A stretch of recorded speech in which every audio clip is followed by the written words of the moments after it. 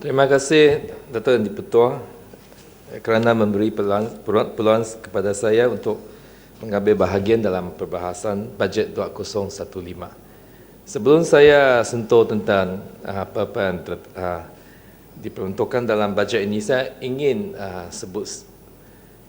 memberi pandangan sedikit sebanyak tentang apa yang telah berlaku pada hari bulan 18 September 2014, di mana di Scotland ada satu referendum. Banyak yang boleh kita pelajari daripada referendum rang undang-undang kemerdekaan Scotland pada 18 hari bulan September 2014. Pertamanya, apa yang telah menjadi punca gerakan referendum itu? Penyebab utama yang mendasari konflik antara England dan Scotland sehingga mengakibatkan gerakan referendum adalah persepsi umum bahawa Scotland telah diperlakukan dengan tidak adil oleh kerajaan British dan Scotland akan lebih baik sebagai sebuah negara yang merdeka. Hal ini agaklah sama dengan situasi antara Sabah dan Sarawak dan Semenanjung Malaysia sekarang. Kebanyakan rakyat Sarawak merasakan bahawa Sarawak telah diperdaya dan dianaktirikan oleh kerajaan persekutuan. Saya boleh sebut beberapa contoh. Ketika orang di Semenanjung Malaysia mengeluh tentang kesesakan lalu lintas, kami di Sarawak mengeluh kerana kami tidak ada jalan pun di banyak kampung dan rumah panjang.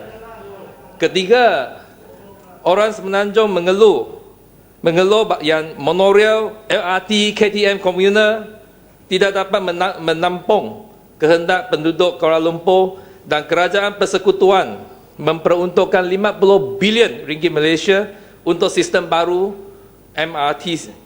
Sistem pengangkutan awam di kebanyakan bandar besar di Sarawak masih tidak boleh pakai. Dan ketika kerajaan persekutuan tahun lepas membayar syarikat tol sebanyak 400 juta ringgit Malaysia agar kadar tol tidak dinaikkan atas alasan mengurangkan beban rakyat di Semenanjung Malaysia, kerajaan tidak melakukan apa-apa di Sarawak untuk Sarawak dan Sabah. Oleh itu perasaan dianaktirikan dan hakikat bahawa sememangnya Sarawak dan Sabah telah dianaktirikan telah menyebabkan munculnya gerakan seperti Sarawak for Sarawakian, Sarawak Sovereignty Movement, Sabah Sarawak Keluar Malaysia, SSKM. Itulah gerakan yang amat dialu-alukan, disambutkan oleh sesetengah orang di Sabah Sarawak. Dan saya ingin kita boleh juga belajar daripada apa yang dilakukan oleh British government. Bagaimana mereka menyelesaikan konflik itu. Cara kerajaan British menyelesaikan konflik Scotland dan England. Kerajaan British menggunakan cara yang paling demokratik untuk menyelesaikan konflik itu dengan membiarkan rakyat mereka sendiri membuat keputusan melalui referendum dan bukannya menggunakan undang-undang zalim seperti Akta Hasutan untuk mengenyapkan suara-suara yang menentang. Akhirnya British tetap bersatu dan utuh dengan cara yang paling damai dan meyakinkan, tidak seperti the trouble yang berlaku di Island Utara yang telah terjadinya 30 tahun kekerasan yang mana lebih daripada 3,000 nyawa terkorban dan puluhan ribu cedera. Bagaimanakah kerajaan persekutuan mahu mengatasi sentimen rakyat Sabah Sarawak itu? Apakah kerajaan persekutuan akan menekan perasaan mereka dengan menggunakan Akta Hasutan? Atau adakah kerajaan sudi membenarkan referendum dijalankan di Sarawak dan di Sabah seperti yang dilakukan di Scotland. Penyelesaian yang terbaik, yang paling tepat yang saya akan cadangkan untuk menyelesaikan masalah ini adalah dengan mengatasi keprihatinan yang diajukan oleh Sarawak. Salah satunya adalah untuk kembalikan kepada Sarawak 20% royalti minyak dan gas yang diminta oleh Dewan Undangan Rakyat dengan Dewan Undangan Negeri Sarawak, supaya Sarawak boleh membuat perancangan pembangunan sendirinya. Tindakan Kerajaan Persekutuan menolak permintaan 20% royalti minyak dan gas hanya akan menyebabkan bertambah buruknya perasaan bahawa Sarawak telah dianaktirikan oleh Kerajaan Persekutuan selama ini. Semua janji-janji manis Yang Amat Berhormat Perdana Menteri tentang peningkatan peruntukan untuk Sarawak hanyalah cakap-cakap kosong saja. Jika kita melihat pada bajet 2015, saya tidak nampak Sarawak mendapat apa-apa lebih banyak peruntukan dari segi peruntukan pembangunan. Dan isu kedua yang saya ingin sentuhkan adalah cara Kerajaan Persekutuan menangani isu berkaitan Islam dan agama lain. Rakyat Sarawak telah hidup dalam keadaan damai dan harmoni. Kita menghormati agama masing-masing dan tidak ada ketegangan perhubungan agama di Sarawak dan Sabah juga.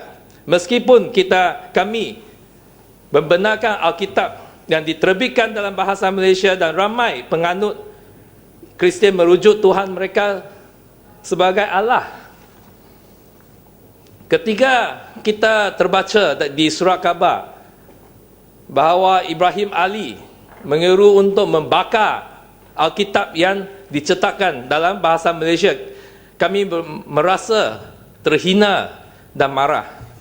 Bahkan kami lebih marah lagi ketika kerajaan membela ancaman Ibrahim Ali dalam Dewan Yang Mulia ini dengan mengatakan bahawa dia tidak akan didakwa di mahkamah kerana membuat ancaman itu atas alasan dia mempertahankan Islam di Sarawak. Bukan sahaja orang bukan Muslim yang marah, tapi ramai dari teman-teman Muslim saya juga berasa malu dan marah kerana menurut mereka Islam tidak mengajar mereka untuk membakar kitab-kitab suci dari agama-agama lain. Ramai yang respon kepada kenyataan menteri di Jabatan Perdana Menteri yang berhormat daripada Batan Sadong yang mempertahankan ancaman Ibrahim Ali itu. Mereka menyeru supaya beliau meletak jawatan. Saya tidak akan menyeru untuk peletakan jawatan beliau kerana beliau hanya menyatakan pendirian seluruh Kabinet Barisan Nasional. Memandangkan Bandar Kuching. Sila. Terima kasih. Yang di-Bertua, terima kasih. Yang Berhormat Bandar Kuching. Setiap kali bercakap tentang Akta Sultan ni, saya nampak double standard. Kalau pihak pembangkang, macam-macam alasan akan diberikan untuk mengenakan mereka dengan Akta Sultan. Tetapi di sebelah sana, bila kita ada contoh seperti Ibrahim Ali, sebaliknya sampai nak defend dia gunakan agama lagi.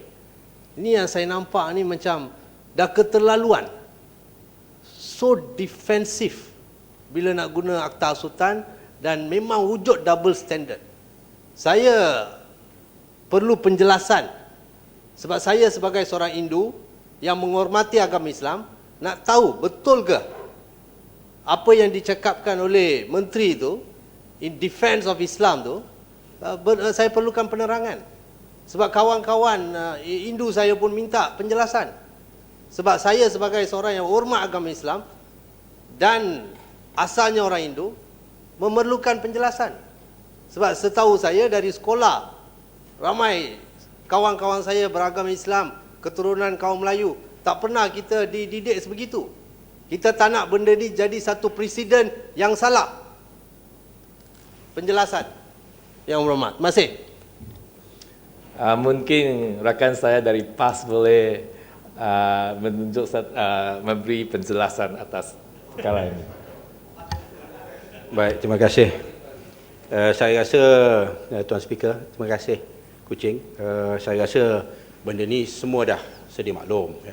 Islam sebenarnya tidak ajar umatnya bertindak dengan tindakan yang sebegitu rupa. Ya. Ini semua merupakan mainan politik. Ya.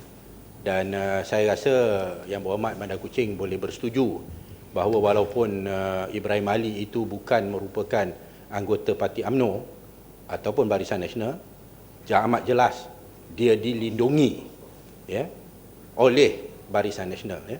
Dan saya merasakan amat terkejut ya, apabila parti-parti komponen Barisan Nasional yang di Sabah dan di Sarawak boleh mendiamkan diri ya, dalam keadaan yang sebegini rupa. Mungkin yang daripada UMNO, daripada MCA, MIC dekat Semenanjung ni, dia rasa selamat lah ya, kalau dia tak diam, dia tak tegur, dia tak kritik dan sebagainya. Tapi saya heran bagaimana parti-parti komponen Barisan Nasional yang lain di Sabah dan Sarawak boleh terus menyokong Barisan Nasional dalam keadaan yang sebegini rupa, di mana ya, Islam itu sendiri dicemari dengan nak bagi Yang Berhormat kapit dan putatan. Saya beri kapit lah. Ya. Boleh. Kucing. Biar saya. Biarlah. Saya habis dulu lah. Terima kasih lah. Nantilah saya belum habis lagi. Ya. So saya duduk. Ya, perlu duduk putatan. Duduk betul. Pasal saya risau bila ada orang belakang diri tu. Takut-takut dia capai ke manalah tahu kan. Sekarang ni bakar Alkitab pun dah dilihat sebagai satu benda yang biasa. Lalu kita duduk, kita ikut steady saja. Ya, saya rasa ini satu perkara yang amat mendukacitakan, dan saya memintalah ya, supaya kerajaan Barisan Nasional itu sendiri lebih bertanggungjawab dan jangan mempolitikkan isu ini. Kita tahu apa yang diorang nak berikan gambaran ya, bahawa di bawah Pakatan Rakyat sekarang ini, oleh kerana Pakatan Rakyat sekarang ini dah kuat, maka yang bukan Islam pun kononnya lah ya, dah menjadi lebih kuat bersuara dan sebagainya lah ya. Sedangkan perkara ini tak patut dan tak perlu dipolitikkan, dan bagi UMNO saya minta sangat-sangat lah ya, supaya jangan merosakkan dan membenarkan imej Islam itu dirosakkan oleh subkontraktor kamu macam Ibrahim Ali itu ya. Terima kasih. Terima kasih. Bandar Kuching. Ya, saya beri laluan kepada Yang Berhormat dari kapit. Saya ingin saya rasa terpanggil lah kerana dicabar oleh Shah Alam tadi yang mendakwa saya tak cabar, seolah-olah, saya tanya je. Ya, tanya lah. Kerana seolah-olah mengatakan kami komponen Barisan Nasional di Sarawak seolah-olah mendiam diri dalam perkara ini. Tidak. Sudah jelas Yang Amat Berhormat Ketua Menteri Sarawak bertubi-tubi beberapa kali, kerap kali berucap. Nombor satu, mengatakan kalimah Allah boleh digunakan di Sarawak. Nombor dua, Ibrahim Ali dan sesiapa semacam Ibrahim Ali tidak boleh masuk ke negeri Sarawak. Kalau Yang Berhormat Shah Alam berperangai, bersikap atau berpendirian seperti Ibrahim Ali pun tidak boleh masuk ke Sarawak. Tapi setakat ini boleh lagi. Kami tidak mendiam diri, tetapi kami tidak ingin nak mempolitikkan perkara ini. Oleh itulah kami tidak bersikap yang tidak tertentu lah. Pemimpin kami Yang Amat Berhormat Ketua Menteri sudah menyatakan dengan terus terang, dan juga pemimpin-pemimpin lain seperti Yang Berhormat Tan Sri Dr. James Jumut Masing, Presiden Parti PRS, komponen Barisan Nasional Sarawak, juga telah berterus terang dalam perkara ini. Jadi janganlah tuduh seolah-olah kami mendiam diri. Tetapi kami tidak mahu perkara ini, perkara yang sensitif, jadi punca huru-hara di negara kita. Sebab itulah kami, we are more disciplined because we love the country. Okay, we want peace, we want harmony, and we love Malaysia. That is why we behave but we as do such not want people. to burn the other people's. I'm not talking to you. You are asking penjelasan from me. Okey, Bandar Kucing. Biarlah saya jawab. Biarlah saya jawab nanti saya akan. Biarlah saya jawab nanti saya Bandar akan. Kucing. Biarlah Baik, saya jawab yang berhormat Petatan. Yang berhormat Sambung. Petatan. Biarlah saya jawab. Sambung, Saya Kucing, memang sambung. Dah bagi, saya memang sokong dengan sepenuhnya pendirian Kerajaan Kucing. Negeri Sarawak Bandar atas Kucing. perkara Jawab pengurusan agama, atas isu pengurusan agama. Saya memang sokong keputusan. Baguslah, paling bertimbul. Tapi sekarang tapi apa yang ancaman yang dikeluarkan oleh Ibrahim Ali itu efek the Dayak. Sebab itulah kita larang dia masuk Sarawak. Efek the Dayak. Apa yang dia lakukan di sini? Dia lakukan di apa sini. yang dia lakukan di sini juga ada kesan ke atas Bandar Kucing, jangan jadi hero lah Dayak. Bandar Kucing. Kerana ramai Dayak yang bekerja Kami di pun sini. masih Dia hidup pengasuh Bandar lah, dia Kucing. Bandar Kucing. Kami Ya, hidup bukan dia. Sebab masuk. ini tidak Bandar ada Kucing, di Sarawak. bagi ruang Bang Petatan. Kecuali Bandar Bandar Kucing yang Kucing. lain duduk lah yang Mat. Dato' di Petatan itu Bandar Petatan Kucing, tak apa. bagi ruang Bang Petatan. Petatan Saya tak apalah, dia saya jerit-jerit jelaskan saja. pendapat Kucing ni. Petatan. Ya. Soal SKM sama Kalimah Allah. Saya jelaskan. Duduk. Terima kasih. Yang Muhammad, I allow you, but this is not the way, okay? Ya, jangan ikut macam yang setengah orang ya. Ya.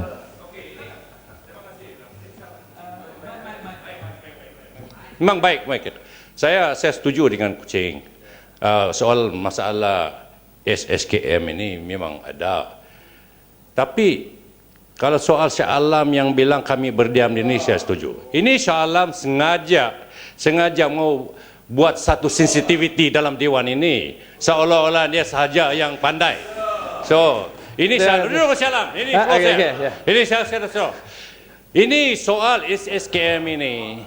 Ini permainan siapa? Ya, permainan siapa? Permainan kami. Di pembangkang punya pasal Doris John ini, di mana dia beroperasi? Di London. Ada lagi beroperasi di Australia. Ini golongan kecil yang diapi-apikan oleh pihak pembangkang. Ya, Kalimah Allah ni, mari ditunjukkan dengan gambar. Ya, waktu pilihan raya di Sabah, dibuatnya Bible tu dipijak. Satu undi kepada Barisan Nasional, satu Bible dibakar. Sekarang tengok, ada Bible ke kena bakar? Ada ancaman supaya Ada. membakarkan Bible. Ada. Kami ancaman, ada mempertahankan ancaman dan ini kerajaan supaya kerajaan Barisan dunia, Nasional negara kita yang membenarkan kita dan cintai, menggalakkan bukan tindakan macam sebegitu. Kucing mengapi-apikan, sama juga dengan Shah Alam. Saya bagi kepada Shah Alam. Jangan cuba Saya tak mau bagi kamu kepada yang Petatan mengapi-apikan dia macam orang perasaan liar. kami di Tak Sabah.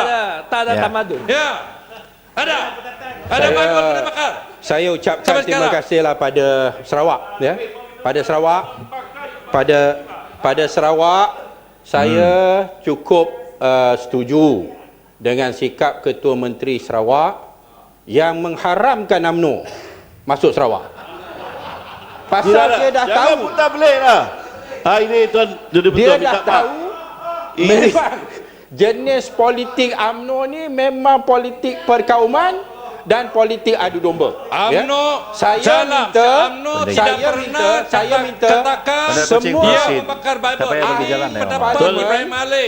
Sabah dan Ini Shah Sarawak Alam putar belik Bukan lah. UMNO, Menuntut bukan daripada kerajaan Barisan supaya Nasional. Ibrahim Ali itu dikenakan tindakan kerana memang tindakan dia melampau Ya, Bandar dan Kucing. menjejas imej umat Islam. Terima kasih. Terima kasih Shah Alam. Yang bab itu saya setuju. Saya melanjutkan ucapan saya. Memandangkan jawapan yang diberikan ada di dalam Hansard. Kini pendirian rasmi Kerajaan Barisan Nasional adalah okey untuk membakar Alkitab yang dicetak dalam bahasa Malaysia yang mengandungi perkataan Allah. Inilah pendirian rasmi. Apakah yang berhormat kata itu, yang berhormat dari kami kata itu tidak merupakan satu rekod rasmi. Dan jika kita perlu meletak, jika yang berhormat menteri dalam Jabatan Perdana Menteri perlu meletakkan jawatan untuk kenyataan itu, maka seluruh kabinet juga perlu berbuat demikian. Oleh itu, satu-satu caranya untuk Kerajaan Barisan Nasional untuk menebus kesalahan mereka, redeem yourself, adalah dengan menarik balik jawapan itu dan mendakwa Ibrahim Ali dalam mahkamah. Terima kasih kepada Bandar Kuching. Bandar Kuching, saya ingin bertanya. Pertamanya, Bandar Kuching setuju dengan saya. Isunya di sini ialah isu mengapakah dalam keadaan ramai individu dan ahli politik khususnya di sebelah sini didakwa kerana mengeluarkan pernyataan yang dikatakan berbau hasutan.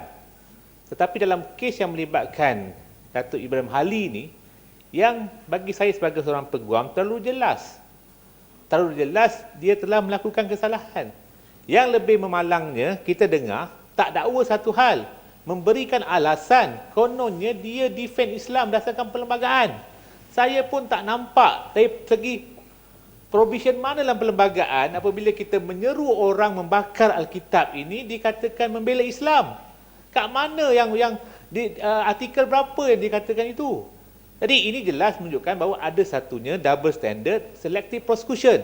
Dan saya ingin jelaskan juga kepada Kuching, sebenarnya dalam akta hasutan ini jelas adanya unsur diskriminasi, unsur selective prosecution dan double standard. Saya nak bagi contoh.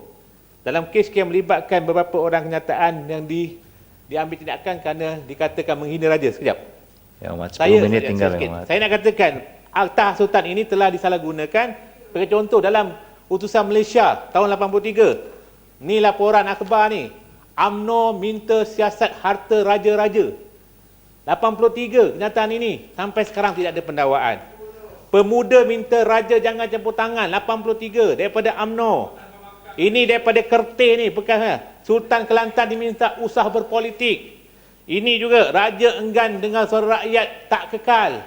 Ini semua kenyataan-kenyataan oleh Aksar Malaysia. Ulama wajar nasihatkan raja daripada Timbalan Perdana Menteri. Pecat Perak berkuasa pecat raja. Raja enggan dengan suara rakyat. Ini semua tahun 83 kenyataan yang menghina raja, tapi sampai sekarang tidak ada pendakwaan. Tiba-tiba Shah Alam bercakap sikit saja tentang perlunya kita naikkan institusi raja ini dengan kekalkan raja perlembagaan, didakwa. Jadi saya tanya, setujukah akta hasutan telah disalahguna oleh UMNO untuk mendiamkan rakyat dan juga untuk menzalimi rakyat? Setuju. Bandar Kuching 8 minit tinggal. 8 minit tinggal.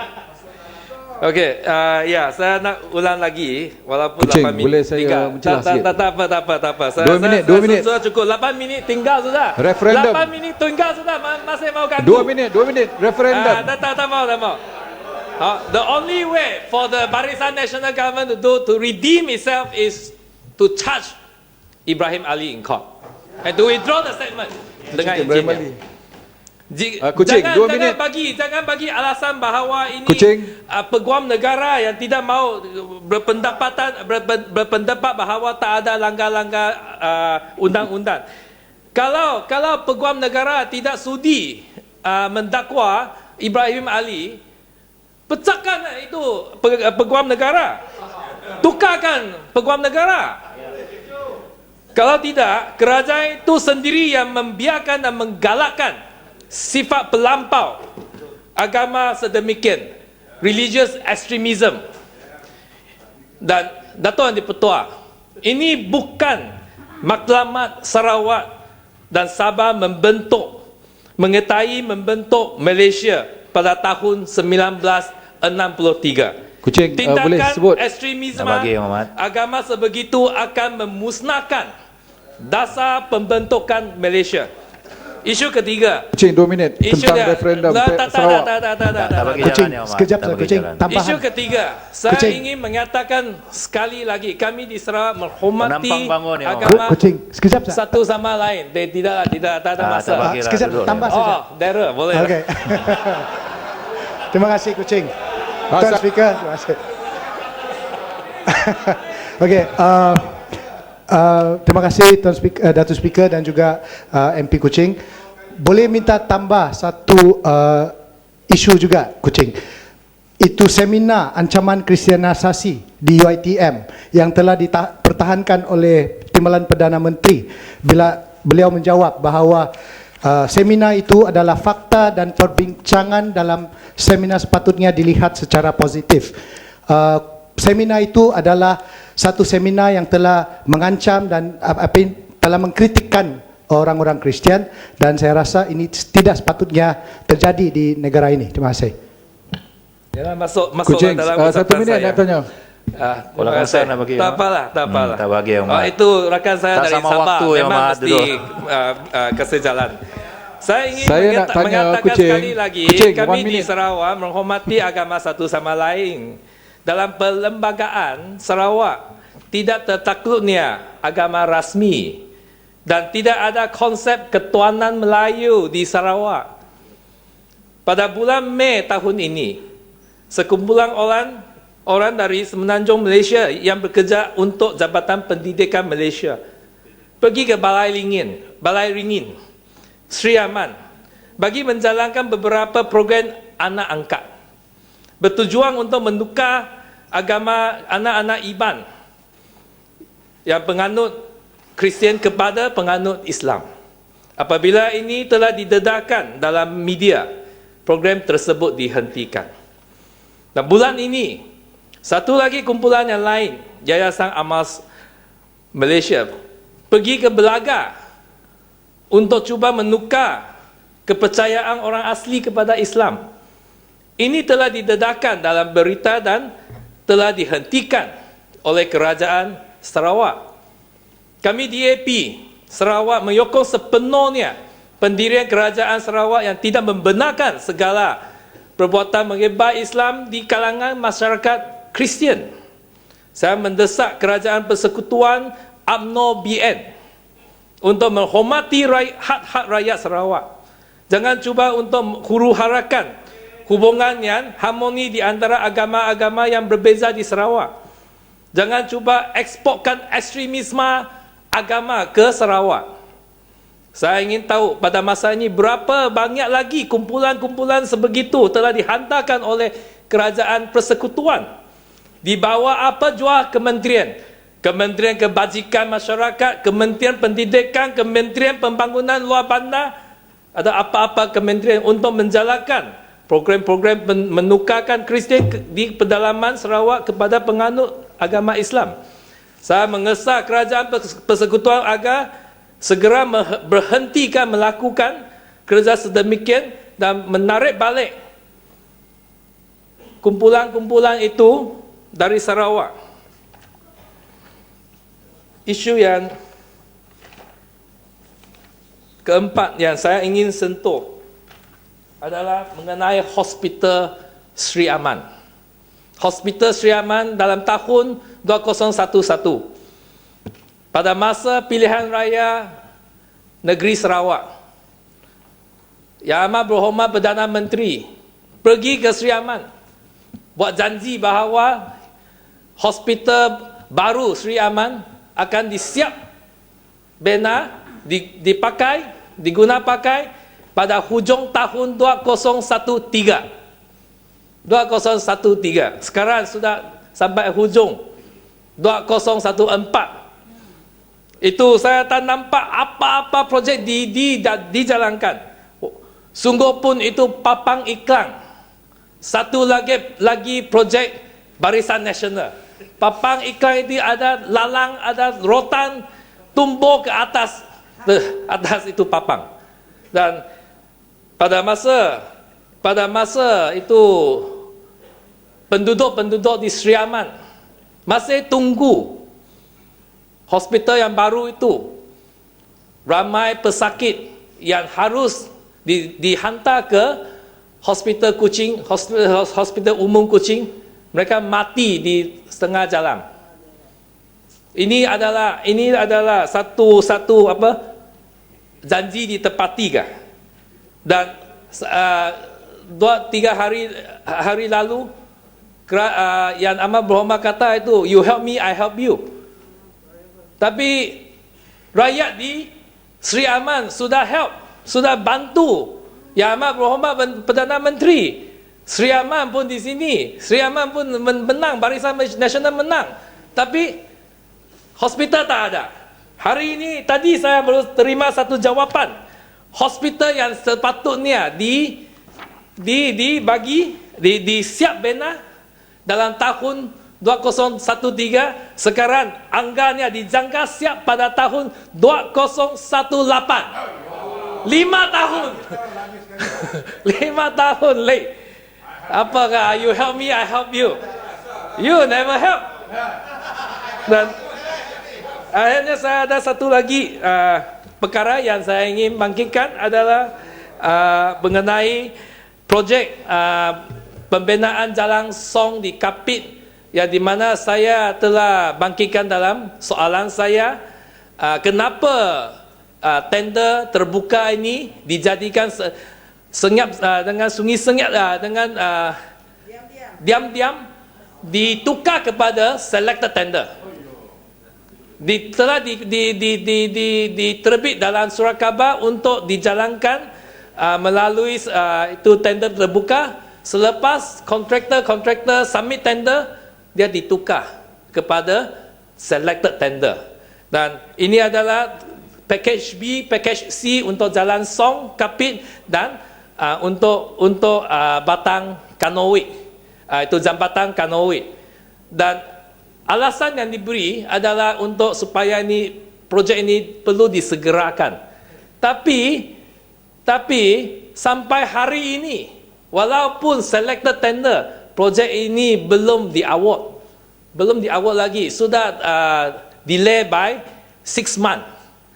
Dan akhirnya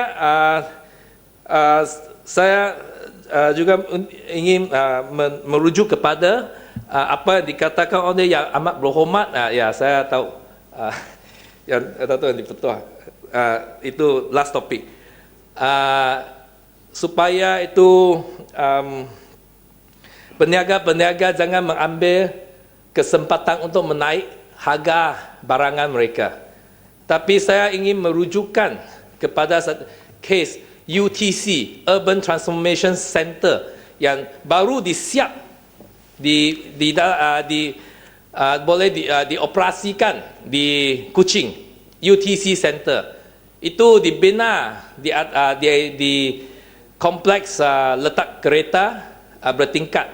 2 tingkat telah digunakan untuk UTC Center ini, dan kos pembinaannya 48 juta. Ini amatlah terlampau. Dan tapi ada isu lain. Selepas UTC Center ini boleh diguna, syarikat mengurus parking system itu syarikat SEDC, Syarikat Sarawak Economy Development Corporation. Ini syarikat agensi kerajaan, menaikkan harga parking fee ini dengan 100%. Dulu 1 jam RM1. Selepas ini UTC boleh operate 1 jam RM2. Bukankah ini ambil kesempatan? Belum lagi peniaga-peniaga naik harga mereka. Belum lagi GST dilaksanakan. Sudah agensi kerajaan negeri yang ambil kesempatan untuk menaikkan harga dan membebankan rakyat. Oleh itu saya seru kepada kerajaan supaya menteri yang berkenaan supaya mengambil tindakan atas agensi negeri Sarawak ini, SEDC, yang mengambil kesempatan itu untuk membebankan rakyat. Sekian, terima kasih.